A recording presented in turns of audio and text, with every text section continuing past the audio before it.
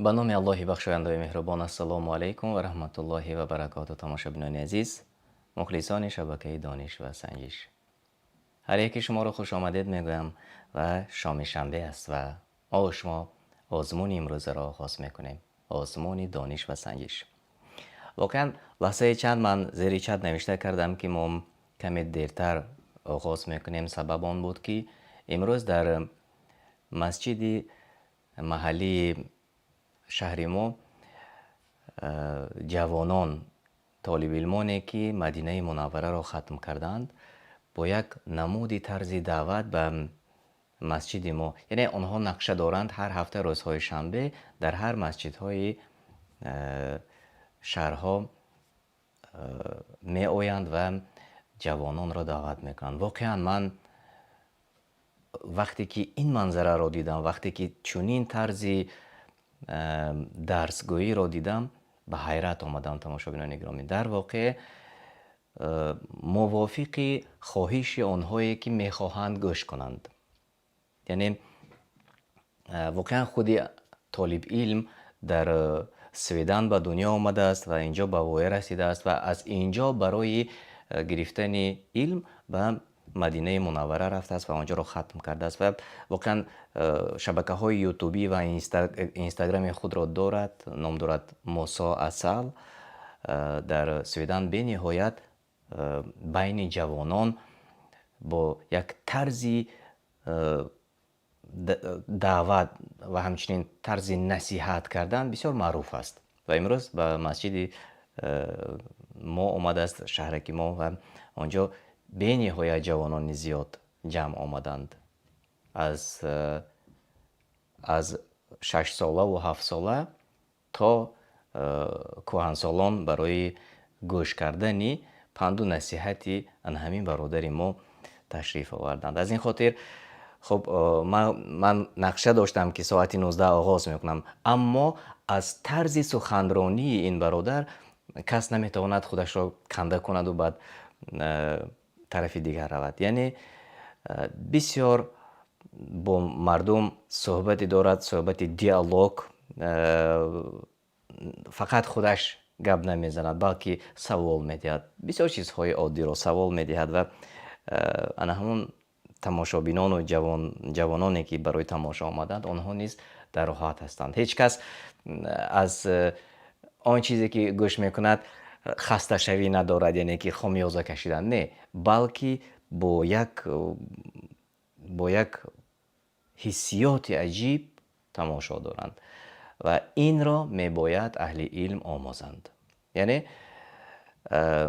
чун аксари тамошобини мо ин лаҳза моро низ тамошо мекунанд, аксарашон мардум мисли худамон, мардуми оммӣ ҳастем ва аксар аз мову шумо, яъне аудиторияи мо имрӯз аудиторияи оммӣ аст. Бояд ки чӣ гуна суҳбат кунанд? бояд суҳбати фаҳмо дошта бошанд. яъне ки вақте суҳбат мекунем, дигарҳо бояд фаҳмида бошанд. аз ин хотир ин воқеан як дарси ибрат буд ва ин дарси ибрат хоҳад буд барои онҳое ки масалан мехоҳанд ҷавононро бисёртар роҳи ростро нишон диҳанд ва он роҳи ростро барояшон гӯянд чӣ аст, ҳидоят чӣ аст. бояд аз ин гуна тарзи дарсҳои таҷрибавӣ бояд ки омӯзанд. аз ин хотир мо бояд нишон диҳем аз чӣ бояд омӯзем. ва умедвор ҳастам ки шумо садоро хуб мешунавед. Тамошобинони азиз, агар ҳамаш дуруст бошад, зери чат навишта кунед, чун ман намедонам ки оё шумо наворо хуб тамошо мекунед, ҳамаш хуб аст, ва агар ки воқеан ҳамаш хуб бошад, шумо навишта кунед. Машааллоҳ, ҷундулло, ташаккури зиёд барои шумо. хеле хуб, ташаккури зиёд. Хуб, онҳое ки аллакай ворид ба барномаи мо шудед, марҳамат дохил шавед. геймпинро шумо мебинед 758-1240 аст. геймпин барои имрӯз 758-1240 дохил шавед ва мо шумо метавонем қисмати аввалро оғоз кунем ва дар қисмати дуюм низ иншаллоҳ онҳое ки аллакай омода ҳастед иштирок хоҳед кард ва саволҳои хеле оддӣ ва осон аст. ما و شما میتوانیم در بازی اشتراک کنیم و برد کنیم. بازی آزمونی ما عادت کرده است، هرچند بازی نیست آزمون است. آزمونی ما آزمونی علمی اینتراکتیوی است. هر جایی که شما ما رو تماشا میکنید همانجا شما میتوانید اشتراک کنید خودتان به واسطه، یعنی نوابسته از آن که شما در کدام منطقه روی دنیا قرار دارید، این لحظه میتوانید یک جا با ما در برنامه ما اشتراک داشته باشید و این است یک برتری برنامه‌ای که ما امروز ما و شما استفاده کرده و از آن باز خب فایده میگیریم. از همین برنامه کاوتی که شما میبینید ما استفاده کرده یک فایده خوب خواهیم گرفت انشالله. و خب بیایید قسمت اول رو ما و شما آغاز میکنیم و بعد از آن آنهایی که دیرتر میآیند دیرتر به برنامه ما داخل میشن. چنانکه که گفتیم ساعتی 23 آغاز میکنیم و این لحظه ها قسمت اولی برنامه ما آغاز میشود. بسم الله. سوال اول: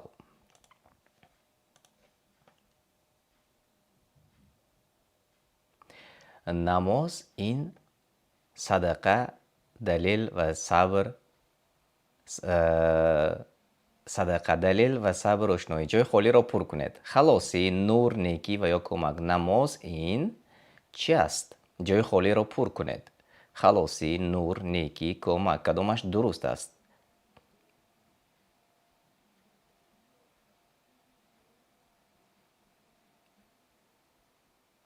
نماز این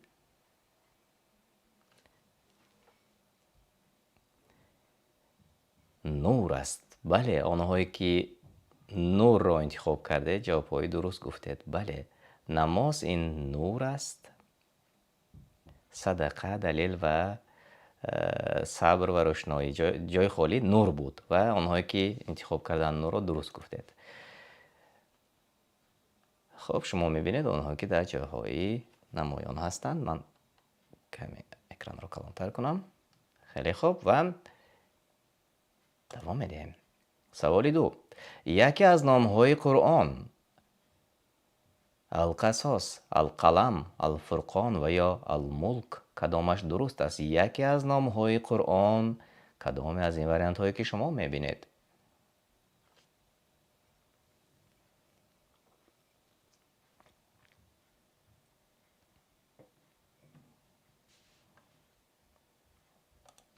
سی ثانیه وقت داریم و اسمت الله حاجی تو جوابی درست گفتید. محمد جوابی درست گفتید. طیب صالح بله درست گفتید. بله، الفرقان و همگی جوابهای درست برای ما روان کردید. تبریک میکنم شما را آنهایی که در جاهای اول هستید. ماشاءالله و دوام میدهیم. ابو همیرا در جای اول هستید.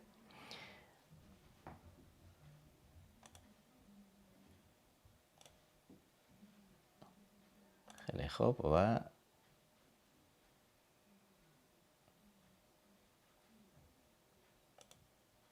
سوال 3: شخصی از آن دهنده را چی میگویند؟ سوال به نهایت آسان است. عالم، شیخ، مؤذن و یا مفتی. آن نفری که از آن میگوید غیرها چی میگویند؟ گاه سوال های آسان هم میمانیم چون که بازی باز هم شوق آور شود. خب اینک 10 نفر همگی جوابهای درست گفتند. بله، مؤذن است. آن نفری که از آن میگوید ولی مؤذن است. چون که امروز نوکک وقتی که ما در همین درسی که برادر آمده بود و از آغازش سر کرد و گفت که ما تقسیم میکنیم، یعنی درس را تقسیم میکنیم به 3 مرحله، به 3 قسم و قسم ها را گفت. یکی گفت این طرز مناسبت انسان با نزدیکانش، با پدر و مادر، با والدینش چگونه باید مناسبت داشته باشد و باز علاوه کرد گفت که ما همیشگی با هم موافق نمی آییم. یعنی که فرزند با پدر یا اینکه شوهر با زن هم همیشگی در زندگی 100% موافق نمی آید. اما عزت فرزند چنانه که موافق آیت های قرآنی آمده است، یعنی فرزند نباید اوف گوید به والدینش. یعنی فرزند الله تعالی را بپرستد و والدینش را، پدر مادرش را عزت و احترام کند. و این گونه آغاز کرد و مثلا گفت قسمت دیگری صحبت ما درباره توبه می شود. و وقتی که همه سخنها را تمام کرد یک سوال عادی داد. گفت همیشگی ما گفت سبحان الله میگوییم. چی معنی دارد سبحان الله؟ آن در تالار نمیدونم تقریبا 200 نفر زیادتر نشستند، اما همه خاموشی. هر یک کس میگوید سبحان الله. قریب هر یک گفته های ما سبحان الله. و گفت چی معنی دارد؟ تا آن دمی که یک نفر را من میشناسم حافظ قرآن بود و انا هوای به زبان عربی گفت بله درست قید کردی، الله پاک است. و بعدا سبحان الله را برای دیگران معنیش را کوتاه گفته گذاشت. مثل همین که یعنی بعضا ما فکر میکنیم که ما بسیار چیز را میدانیم، اما از چیزهایی که عادی و مقرری و هر روزه است از آن بیخبر هستیم. خب از این خاطر بعضی سوالهای آسان را نیز ما انتخاب میکنیم. تماشاگران گرامی بیایید دوام میدهیم.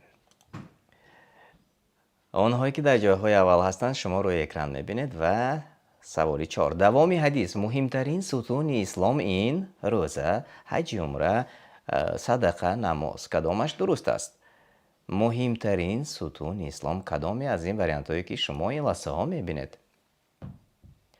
بله ماشاءالله 11 نفر همه جواب های درست گفتید. بله این نماز است. مهمترین ستون اسلام این نماز بوده است. از این خاطر آنهایی که میگویند من روزه میدارم نماز نمیخوانم، و یا آنهایی که من خصلت های خوب دارم، نیکی به همه میکنم، آداب خوب دارم و دیگران مرا تعریف میکنند، اما بدون نماز هیچ است. مهمترین ستون اسلام این نماز بوده است. از این خاطر باید که هر یک لحظه خود را انسان غنیمت شمارد. یعنی که برای انسان ضرور نیست که وی کدام وقتی که پیران سال شد بعداً به مسجد بیاید. نه، رفتن به مسجد از آن وقتی که الک انسان عقلش که در آمد، خودش را که شناخت، باید که به مسجد بیاید و ایمان خودش را که ایمان انسانی کم و زیاد می شود برقرار کند. و هرگاهی که مثلا انسان کارهای بد می کند، یا خود ما و شما می دانیم، انا همین تلفن موبیلی ما ببینید که هر روز در تلفن میشنیم، هر یک از ما و شما چیکار میکنیم؟ تیک تاک، یوتیوب، ادناکلاسنیک، فیسبوک، و ببینید که چگونه میشنیم در تلفن. این گونه تماشا میکنیم. وقتی حافظ قرآن میآید حافظ قرآن را نگاه میکنیم، یک کمی وجدان اگر ایمانی کس کمی بازی کند میگوید نه بیا من کمی حافظ قرآن را تماشا کنم، این صدایش را گوش کنم. یک چند لحظه کوتاه گوش میکند و دیگر باز دوام میدهد تا آن دمی که مثلا یک زنی رقاصه میبراید و یک فاحشه دیگر میبراید و یگان جایش لوچ، و آن را تماشا میکند. این مقرری است، روزگاری مقرری ما و شما تماشاگران عزیز. وقت خودمان را، وقت قیمتی خودمان را ما از دست میدهیم. و هرگاهی که این گونه فحشا را و این گونه چیزهایی که انسان را، ایمان انسان را کم میکند، زیادتر انسان، چون چشم و گوش انسان با هم پیوست و به دل پیوست است. به واسطه چشم و گوش ما فحشا را، چیزی بد را میشنویم و یا تماشا میکنیم، دل ما سیاه میشود، مهر میشود. از این خاطر تماشاگران عزیز، هر یک از ما و شما باید که احتیاط باشیم، نزدیکان خودمون را با خبر کنیم از تماشای چیزی بد، فحشا. باید دور باشیم تا که در دل ما مهر نشود، ایمان ما ضعیف نشود و تا آن دم رسیدن نرود که ببینید واقعا همین گونه است. واقعا وقتی که انسان اولین بار یک چیزی بد را تماشا میکند میگوید یا استغفر الله، الله پناه دارد میگوید. وقتی دوباره باز تماشا میکند و ана ҳамин гуна ҳолат зиёдтар мешавад, инсон ҳатто фаромӯш мекунад астағфируллоҳ гӯяд, чун одат мекунад инсон ба ана ҳамон чизи бадро тамошо кардан ё шунидани он чизи бад одат мекунад инсон. ана ин гуна ҳолат ба моҳир шудани дили инсони бо имон расида меравад ва имонаш дигар кам гум мешавад. аллоҳ паноҳ нигоҳ дорад. ба ҳамин хотир тамошобинони азиз, ҳар касе ки ибодати аллоҳ таолоро мекунад, намоз мехонад, дар вақташ ҳама намозҳояшро иҷро мекунад, аллоҳ таоло вайро аз фаҳшо дур мекунад, аз бадиҳо дур мекунад. нагӯед ки ман пир мешавам, 60 сола мешавам, баъд намоз мехонам. аз худи ҳозир бояд ки мо ва шумо андеша кунем, чун яке аз муҳимтарин сутуни ислом чӣ будааст? бале, намоз будааст. давом медиҳем. онҳое ки дар ҷойҳои аввал ҳастанд шумо мебинед. саволи 5. кадом аз наздикони пайғамбар саллаллоҳу алайҳи васалам дар набарди уҳуд шаҳид шуд? амакаш Ҳамза, Али ибни Абу Толиб, Абу Суфьён, Иброҳим писараш. кадомаш дуруст аст? кадоме аз наздикони пайғамбар саллаллоҳу алайҳи васалам дар набарди уҳуд шаҳид гардид? хуб, ҷавобҳои дуруст омада расид аз ҷониби Шаҳром Самандаров. хуб, Раҷаб Али, бале Ҷундуллоҳ, дуруст гуфтед. Исматуллоҳ Ҳоҷиматов, дуруст гуфтед. Тойба Солеҳ, дуруст гуфтед. ва 8 нафар дар дохили барномаи мо ҷавобҳои дуруст гуфтед. машааллоҳ. бале, амакаш Ҳамза. шарҳ намедиҳем, давом медиҳем. Абу Ҳумайро дар ҷои аввал, Оятуллоҳ ва Тойба Солеҳ. ва саволи 6. пайғамбар саллаллоҳу алайҳи васалам муъминеро ки Қуръон мехонад ба чӣ монанд кард? хурмои бо мазза, лимои ширин бо бӯй ва маззаи хуш, бо қанди мармелад, бо себ ки маззаи хушу бӯи турш дорад. кадомаш дуруст аст? пайғамбар саллаллоҳу алайҳи васалам муъминеро ки Қуръон мехонад ба чӣ шабоҳат дод? ба чӣ монанд кард? ҷавобҳои дурусти шуморо ман интизор ҳастам.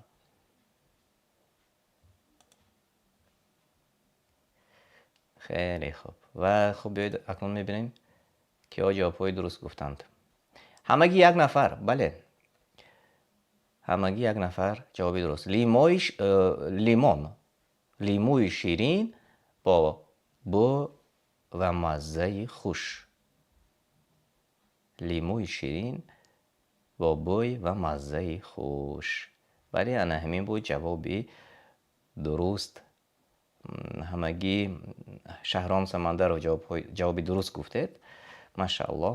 ва аксарият ҷавобҳояшон хато буд. як бори дигар такрор мекунем. пайғамбар саллаллоҳу алайҳи васалам муъминеро ки Қуръон мехонад ба лимӯи ширин бо бӯй ва маззаи хуш монанд кард. ва ин ҷавоби дуруст буд. ҷои вазкуниро шумо мебинед. Абу Абдуллоҳ ба ҷои аввал баромаданд. муборак бошад. саволи 7. пайғамбар саллаллоҳу алайҳи васалам мунофиқи Қуръонхонро ба чӣ монанд кард? ба карам, на бӯй дорад, на мазза, бо сирпиёз, бо райҳон ва ё бо картошка. кадомаш дуруст аст? пайғамбар саллаллоҳу алайҳи васалам мунофиқи Қуръон мехондаро ба чӣ монанд кард? кадомаш аз он вариантҳое ки шумо мебинед дуруст аст?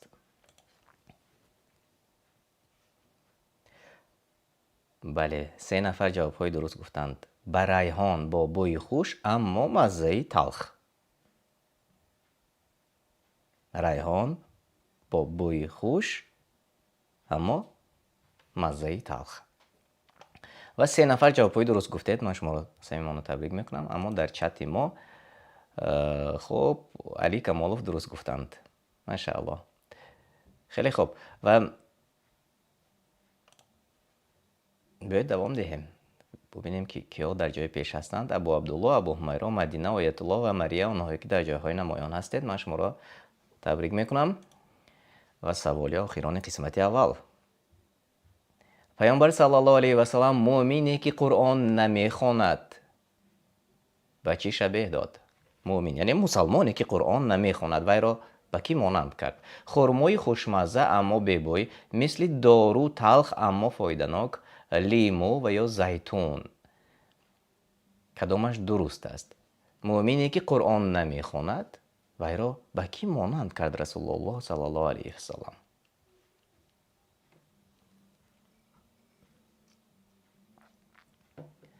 بله، خرمای خوشمزه یعنی خرمای با مزه، ولی اینکه این بوی ندارد.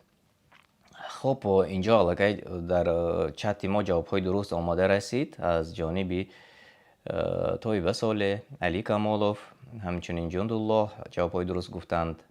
شهرام سمندرов، بله ماشاءالله جوابهای درست گفتید همه شما. و خب ما قسمتی خوبی برنامه آماده رسید. آنهایی که فراموش کردید لایک مانید زیر نواری ما، لایک مانید زیر نوار تا که دیگران تماشا کنند.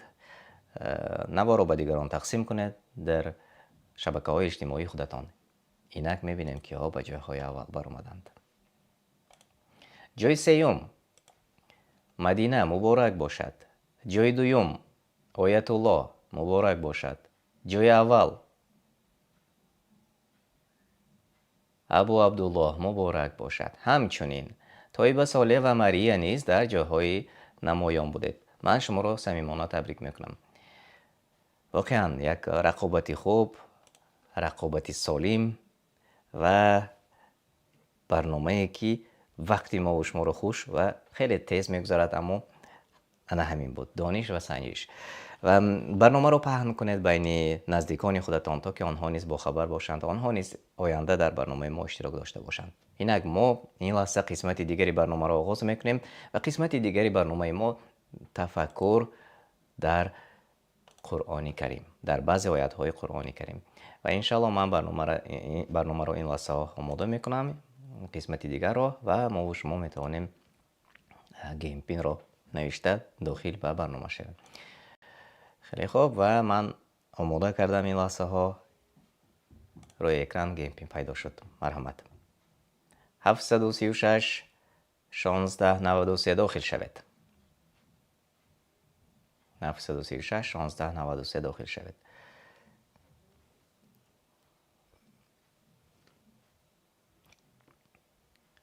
خوش آمدید.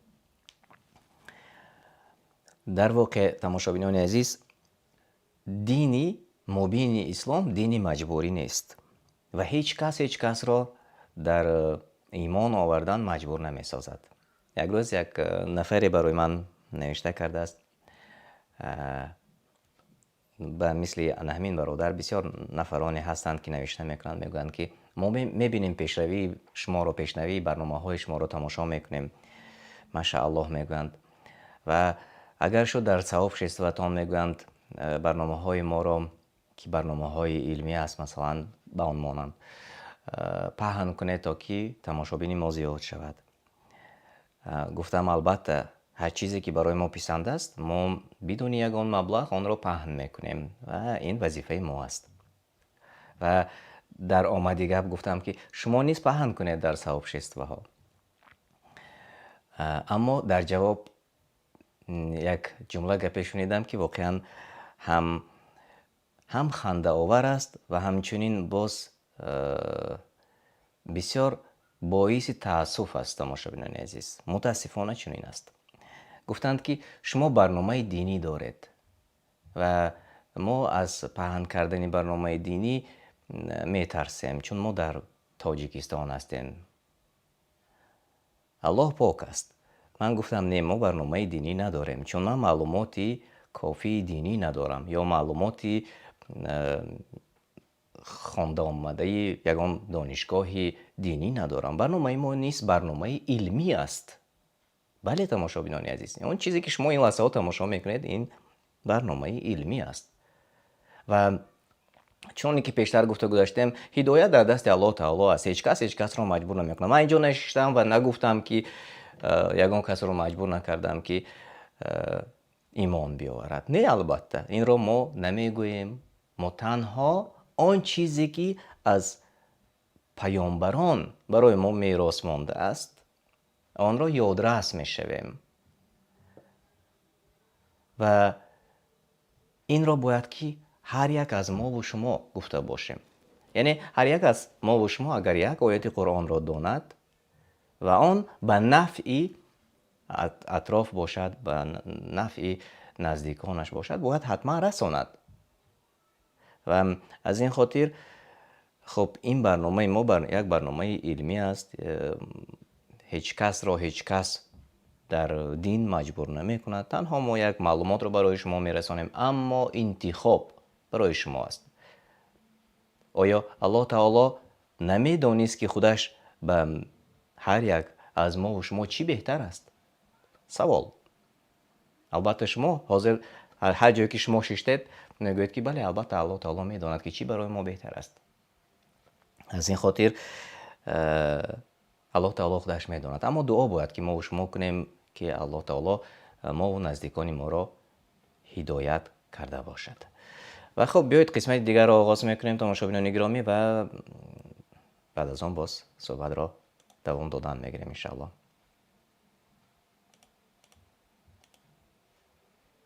سوال اول: کدام پرنده را الله تعالی برای نشانه به قابیل فرستاد؟ طاووس را، کبوتر را، زاغ را، فراشتروک را؟ کدامش درست است؟ کدام پرنده را الله تعالی برای نشانه به قابیل فرستاد؟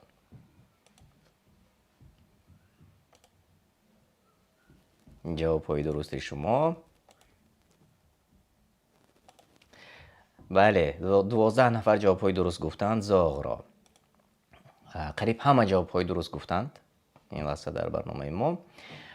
موافقی سوره مائده آیت 31 ما و شما این واسه هم خب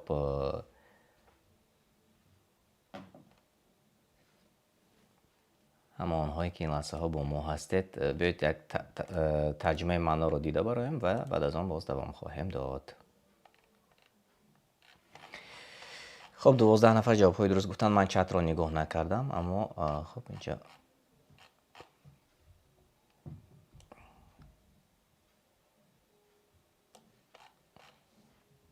خب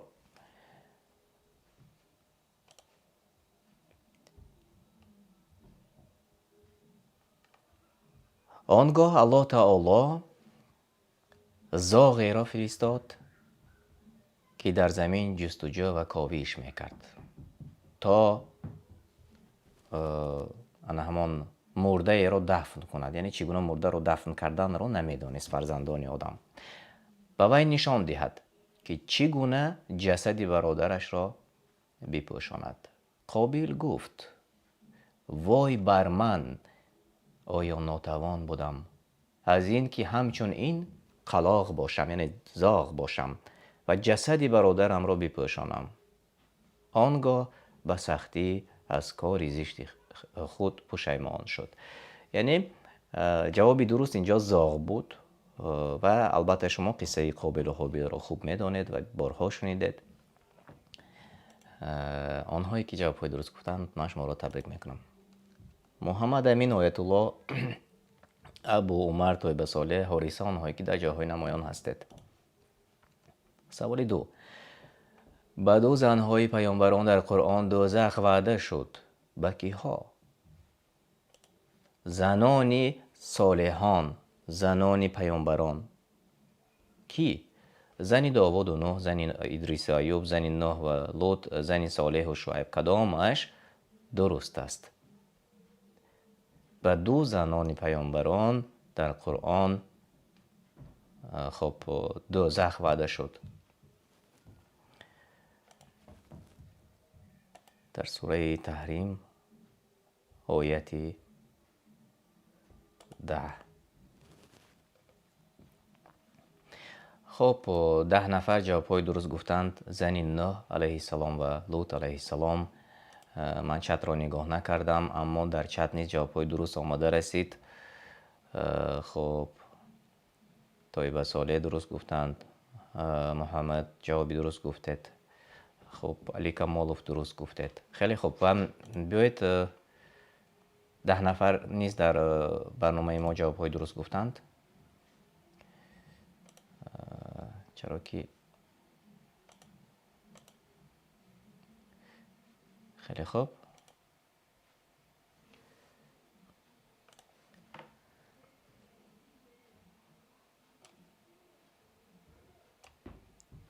خب تماشابینان گرامی، بیایید یک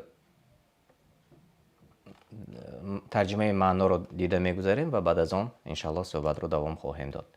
در سوره تحریم آیت 10 آمده است. الله تعالی برای کسانی که کافر شدند همسر نوح و همسر لوط را مثال زده است که آن دو در نکاح دو تن از بندگان صالح ما بودند. پس به آن دو خیانت کردند و آن دو بنده صالح نتوانستند چیزی از عذاب الله را از آن دو، یعنی از آن دو زن، دفع کنند و به آنها گفته شد همراهی وارد شوندگانی به آتش جهنم شما نیز وارد شوید، یعنی به آن دو زن. هرچند که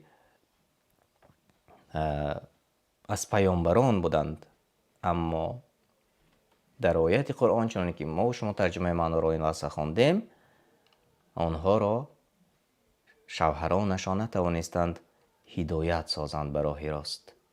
حال آن که امروز بعضی ها دوای دعوت کردن بیگانگان دارند، بیگانگان را ما دعوت میکنیم تا که آنها هدایت یابند. البته آنهایی که میتوانند با آداب خوب، با اخلاق نکو، با رفتار خودشان، با آوردن پند از گذشتگان دعوت کنند. ولی وقتی که ما مثلا نزدیکان خودمان، دوستان خودمان را که در گذشته با آنها بسیار دوستی نزدیک داشتیم، چون امروز برادر گفتن نمی شود آنها را، چون دوست هستند، برادر نیستند. برادر همان است که با شما در دینتان برادر باشد، که بعضی از آنهایی که در دین با شما برادر هستند از بعضی نزدیکانتان خیلی و خیلی به شما نزدیک هستند، چون آنها ترس از الله دارند، از غضب الله دارند و آنها امید دارند از نعمتهای الله تعالی هم در دنیا و هم در آخرت. یعنی آنها الله تعالی را میشناسند و آنها نزدیکتر هستند و آنها برادر هستند.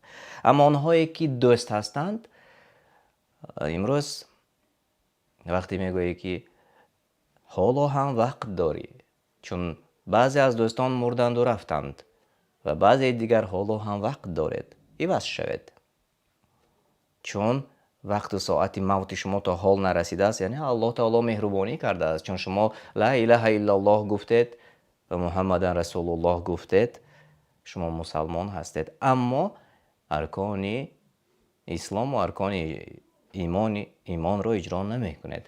تغییر یابید، چون وعده های نیک به شما از جانب پیامبران آمده رسیده است. یعنی بهترین چیز را الله تعالی برای شما وعده کرده است که پیامبران به ما رسانیدند، اصلاح شوید. اما آنها تا حال میگویند که ما حالی جوان هستیم، از همین بهترین لذت های دنیا استفاده بریم. چی را در نظر دارند؟ بسیاری ها مثلا میگویند که نه، من در اسلام این حرام است، دیگر حرام است و یش حرام است. این گونه فکری خطا در سرشان تاب خوردن میگیرد. حال آن که مثلا در دین مبین اسلام گفته شده است که عرق یا شراب، آن چیزی که الکل دارد، حرام است. ببینید که از 100% اگر گیریم یگانه عرق یا همون شراب حرام شده باشد، 99 تای دیگرش حلال است. اما شیطان چگونه وسواس میکند همان انسان را؟ میگوید که این حرام است، دیگر حرام است. تنها حال آنکه یک عرق حرام بوده است اما دیگر تمام نعمت‌های الله سبحانه و تعالی که برای ما و شما فرستاده شده است، از آن آبی که دیگر شربت‌هایی که هست استفاده برید، مرحمت. نه، تنها یکیش حرامو و شیطان وسواس میکند به همون کسی که عرق خور است، شراب نوش است و او را وسواس میکنه، میگه که اسلام همه چیز رو حرام میکند. مثال عادی تماشابینان عزیز، یا اینکه مثلا همون گوشت خوک الله تعالی گفته است که حرام است، اما ببینید که چقدر الله تعالی گوشت های دیگر جانورها را برای ما حلال گردانیده است. برای چی ما تنها یکیش را قپیده گرفتیم و فقط هم یکیش را گپ زده میتوانیم. شیطان ببینید که چگونه وسواس میکند انسان را و هر آن چیزی که الله تعالی حرام کرده است ببینید که جهت دیگر، جهتی حلالی های خوب دارد. آنهایی که مثلا زنا میکنند برایشان مرحمت. الله تعالی گفته است که زن گیرید، نکاح کنید، حلال است برای شما. اما ببینید که دیگر کدام طرفش را فکر میکنند. و به این گونه مثال ها خیلی زیاد است تماشابینان عزیز. انشالله ما خب در این باره باز بیشتر در برنامه های علایده صحبت خواهیم کرد و بیایید دوام میدهیم. آنهایی که در جاهای اول هستید، ابو عمر مبارک باشد، طیبه صالح، حارثه آیت الله و مریم، آنهایی که در جاهای نمایان هستید. سوال 3. پیامبر صلی الله علیه و سلم چند برادر و خواهر داشت؟ 2 تا، 6 تا، 1 تا و یا 9 نفر؟ کدامش درست است؟ پیامبر صلی الله علیه و سلم چند برادر و خواهر داشت؟ جواب شما را ما انتظار هستم.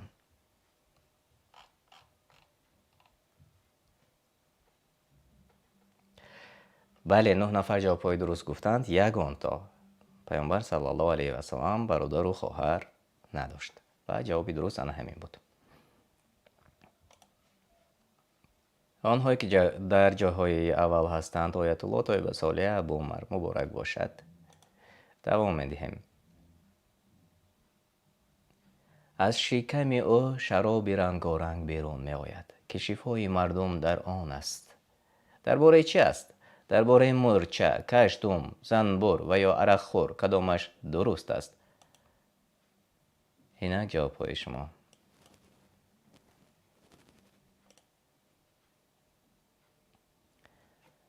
سوره النحل آیت 68. بله، 9 نفر جواب درست گفتید. زنبور یا سال. پروردگاری تو به زنبور یا سال الهام کرد که از کوه‌ها و درختان و در بناهایی که مردم میسازند لانه انتخاب کن.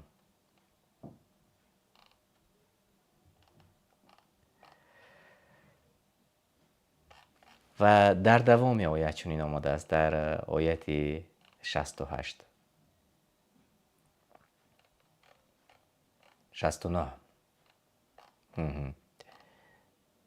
آنگاه از هر میوه بخور و فرمان بردارانه به راه پروردگارت برو. از شکم های زنبوران شرابه یعنی عسلی رنگارنگ سفید، سرخ، زرد بیرون می آید. در آن شفا است برای مردم، همانا برای گروهی که تفکر می کنند. در این عبرت است. از تفسیر بغوی گرفته شده است و دوام میدیم. تماشابینان عزیز، آنهایی که در جاهای نمایان هستند شما روی اکران میبینید. سوره کهف از چند آیت عبارت است؟ جوابهای درست شما 100 تا، 114 تا، 112 و یا 110 آیت. سوره کهف بسیاری از شما روزهای جمعه سوره کهف را میخوانید. از چند آیت عبارت است؟ 4 نفر جوابهای درست گفتند. بله، 110 آیت. آنهایی که رنگ سبز را انتخاب کرده جوابهایتان درست بود. مبارک باشد. 110 آیت است. مدینه عبدالرحمن مریه آیت الله ابو عمر، آنهایی که در جاهای اول هستید تبریک میکنم شما را. به غفلت کشید شما را فخر کردن دوام دهید. از بسیاری زنها از رهبر بودن و بسیاری مال و فرزند و یا نمیدانم. به غفلت کشید شما را افتخار کردن از چی؟ بله 9 نفر جوابهای درست گفتند.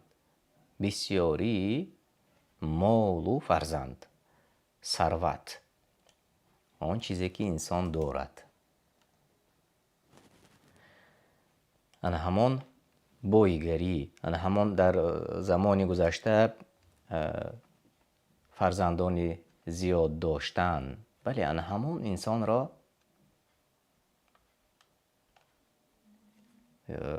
به غفلت می برد، یعنی افتخار کردن از آن. در سوره تکاثر بیایید میخوانیم آیت اول را چه آمده است. به غفلت کشید شما را از اطاعت الله تعالی فخر کردن به بسیاری مال و فرزند تا به گورها رسیدید و در آنجا دفن شدید. انا همین سوره را به نهایت با تفسیر خوبش در شبکه قرآن دستور عمل انسان یک برنامه کوتاه هست، تقریبا 5 دقیقه. اگر انشالله اگر امکان داد و اگر ما توانسته میابیم بعد از برنامه آن را من برایتان پیشنهاد میکنم تماشا میکنید. در واقع تأثیرناک است چگونه بایگری انسان را از شناخت الله سبحانه و تعالیش فراموش میکناند.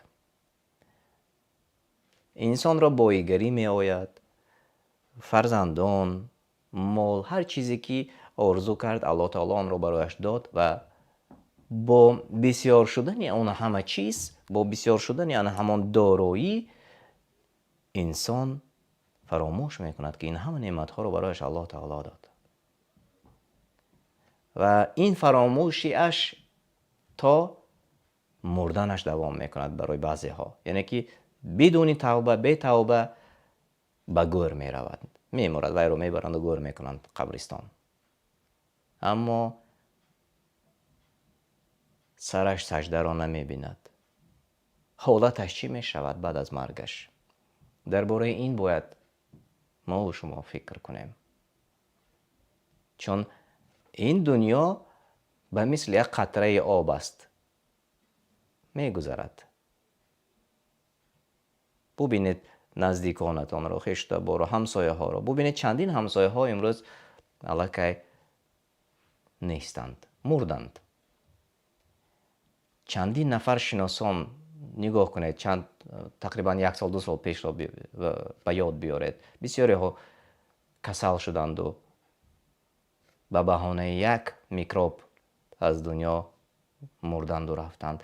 و بسیاری هایی که شما میشناسید، مثلا امروز همه از ما و شما کی را میشناسند؟ انا همان ارتیستان را، سرونده ها را، ریپسرها را. بسیاری از آنها خودتان شاهد هستید، یگان چیز سبب شد، صدمه سبب شد یا یگان چیز دیگر سبب شد، مردند. آیا چه خیل مردند؟ چگونه مرگ را سزاوار شدند؟ و کدام مرگ بهتر است برای انسانی که میمرد؟ مرگی که دعوت به فحشا میکند و بعد میمرد، آن مرگ بهتر است یا آن مرگی که با یاد الله تعالیش میرود؟ به کجا میرود؟ به نزد الله تعالیش میرود. کی مغفرتش میکند؟ الله تعالیش مغفرت میکند گناهانش را اگر خواسته باشد. اما کی را؟ کسی که شریک آورد به الله تعالی وی را، یا اینکه کسی که با ایمان و شریک نآورد به الله تعالیش وی را؟ جواب هر یک از شما الکی معلوم که بله، الله تعالی مشرک را نمیبخشد. اما انسان خودش نمیدانست که وی مشرک بود، شرک میکرد، نمیدانست که شرک میکرد و توبه نکرده از دنیا گذشته رفت. از این خاطر الله تعالی ما و شما را هدایت کند. الله تعالی مرگی بهترین را برای ما و شما نصیب گرداند. و خب بیایید اکنون ببینیم که ки дар ҷоҳои аввал ҳастанд: Мадина, Мария, Абдураҳмон, Оятуллоҳ, Абу Умар, онҳое ки дар ҷойҳои намоён ҳастед. Шуморо табрик мекунам. саволи 7. аллоҳ таоло барои ҳамаи гуноҳон дар дунё ҷазо медиҳад? Савол. албатта, ҳатто баъди тавба ҳам ҳамеша ҷазо медиҳад. Танҳо сардори давлат гуноҳро авф мекунад, бисёри гуноҳонро авф мекунад. кадомаш дуруст аст? аллоҳ таоло барои ҳамаи гуноҳон дар дунё ҷазо медиҳад? Савол мувофиқи оятҳои Қуръон.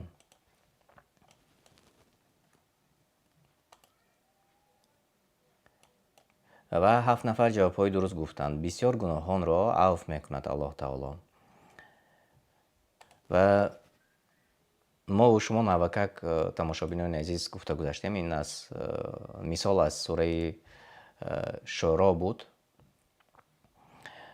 ва навакак мо шумо низ гуфта гузаштем. бисёриҳо дар гуноҳ давомат мекунанд. шояд аллоҳ таоло он муъминеро агар худаш хоста бошад бубахшад. аммо мушрикро ҳеҷ гоҳ аллоҳ таоло намебахшад. ва дар сураи шуро ояти 30 тарҷумаи маъноро ман айнан мехонам. эй мардум, агар шуморо мусибате аз мусибатҳо дар дину дунёятон расад, пас ба хотири корҳоест ки кардаед. ва аллоҳ аз карами худ бисёре аз гуноҳонро барои шумо авф мекунад ва ҷазо намедиҳад. яъне дар дунё. ва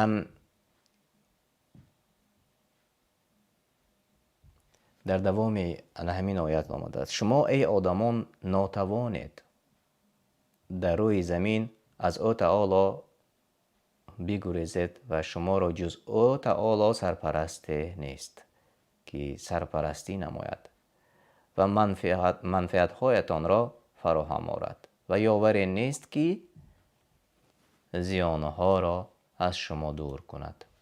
мувофиқи тафсири Саъдӣ. ва воқеан давоми ҳамин оятро агар инсон боз хонад, бениҳоят як чизҳое ки таъсирнок аст барои инсон ва одамро ба тафаккур мебарад он аст. чун дар бораи қудрати аллоҳ таоло, нишонаҳои қудрати аллоҳ таоло дар давоми ин оят омадааст. ва аксарияти ҷавобҳои дуруст гуфтанд. 7 нафар ҷавобҳои дуруст гуфтанд. бале, аллоҳ таоло бисёри гуноҳонро дар дунё авф мекунад. ва қисмати хуби барномаи мо омада расид. биёед бубинем киҳо ҷойҳои намоёнро сазовор шуданд. абдураҳмон ва абу абдуллоҳ, фикр кунам номҳояшон дароз буд. онҳо низ дар ҷойҳои намоён ҳастанд. шуморо низ самимона табрик мекунем. як бори дигар биёед тамошо мекунем онҳое ки бурд карданд. биёед, чун беҳтарин қисмати барномаи мо ҳамин ҷо аст ва онҳое ки бурд карданд мо шумо мебинем.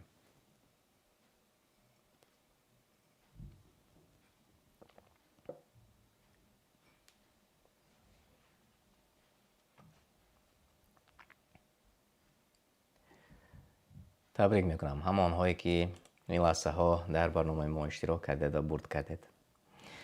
тамошобинони азиз, инҷо вақти имрӯзаи барномаи дониш ва санҷиш ба поён мерасад. ташаккур мегӯям, ки имрӯз шумо тавонистед вақти худатонро ҷудо кунед ва дар барномаи мо иштирок кунед. барномаро ҳар чӣ қадаре ки метавонед ба наздикони худатон равон кунед, то ки онҳо низ бохабар бошанд, дар оянда дар барномаи мо иштирок дошта бошанд. барномаи мо барномаи озмуни мо озмуни илмӣ, интерактивӣ аст барои ҳар як қишри ҷомеа, аз хурдсол то калонсол. ва мо шумо метавонем дар ин барнома як бори дигар такрор кунем онҳое ки медонанд, онҳое ки намедонанд ба худашон дониш гиранд ва ҳамчунин он донишро бисанҷанд. ман бо шумо хайру хуш мекунам то вохӯриҳои оянда. хонаобод ва сарбаланд бошед. аллоҳ таоло шумо ва аҳли наздиконатонро дар паноҳаш нигоҳ дорад. вассалому алайкум ва раҳматуллоҳи ва баракатуҳ.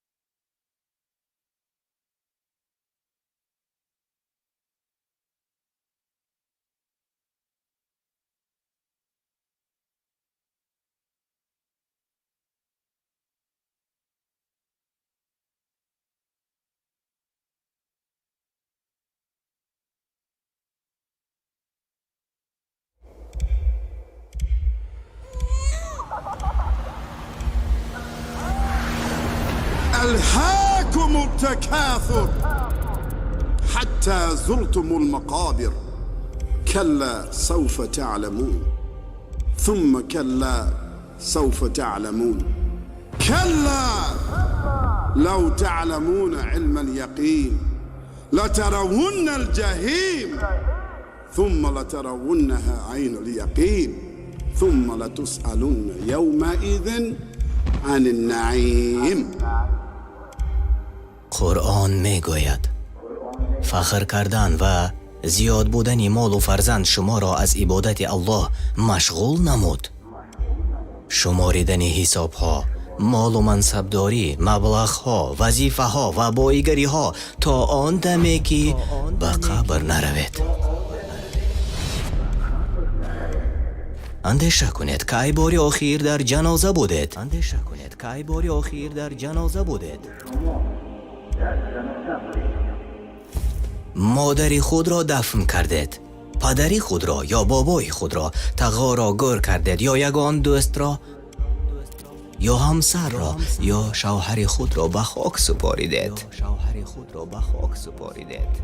به یاد بیار که ای باری آخیر در سر قبر بودی. کی زمان آن عزیزت را می دیدی که خنده می کرد یا گریه می کرد، زنده بود، کیبر می کرد، بای و باسواد بود، رد کننده و متکبر بود. هر گناهی که نبود مردم در جنازه چی می کردند؟ وقتی که وی را به تابوت گذاشتند با کفنش، مردم چی کار می کردند؟ مگر لطیفه می گفتند یا رقص می کردند؟ یا قرصک زنان سرود می خوندند؟ نه. آرامی و سکوت مرگبار، اندوه و درد. برای آن که هر کس که در این مراسم بود با دیدن تابوت مرده را فکر نمی کرد، بلکه اندیشه اولش یک روز نه یک روز در جای وی من می شوم. الله تعالی می گوید زیادی مال و فرزند شما را مشغول ساخت.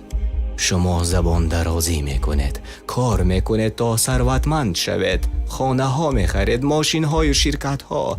چی کاری که نمیکنید آن زمانی که به شما آفریدگار را، دین را، حیات را، اخلاق را یادرس میشوند شما وقت ندارید.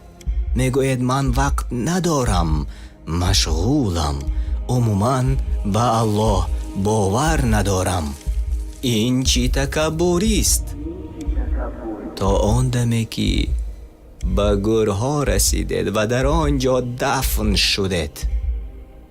وقتی که در قبرستان قرار گرفتید و اگر شجاعت دارید و اگر جرأت کردید به نزد قبر رفته به خود سوال دهید مگر همین آخر 50-60 سال در مبارزه و سعی و کوشش، فتنه و فریب، در زیناکاری و دست درازی، پریشانی در کار و با همین تمام تقدیر من همین، مرا نیز به این چقوری می فرارند. از این برمی آید که بعد این و بعدی که مردم از قبرستان می روند همش تمام. اما چی با وی؟ همانی که در داخل قبر. به ما و شما معلوم که مرگ مثل خواب، مردن مثل خواب است. جسد تو دیگر نیست، جسد مرد و روح ترک کرد جسم را، اما فهم و شعورت همان جاست. واقعا ما و شما برادر و خواهران کفن کردن و به قبر ماندن را میفهمیم.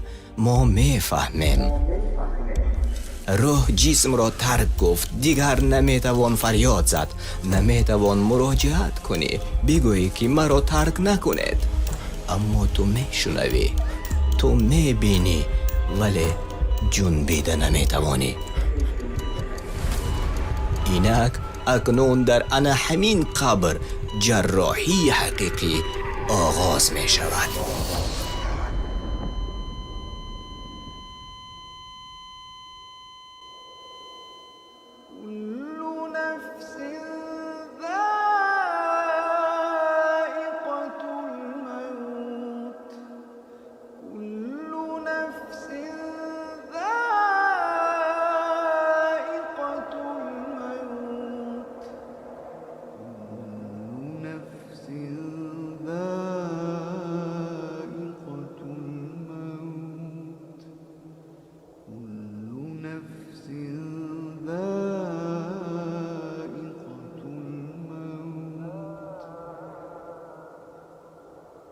وإنما توفون أجوركم يوم القيامة فمن زحزح عن النار وأدخل الجنة فقد فاز فمن زحزح عن النار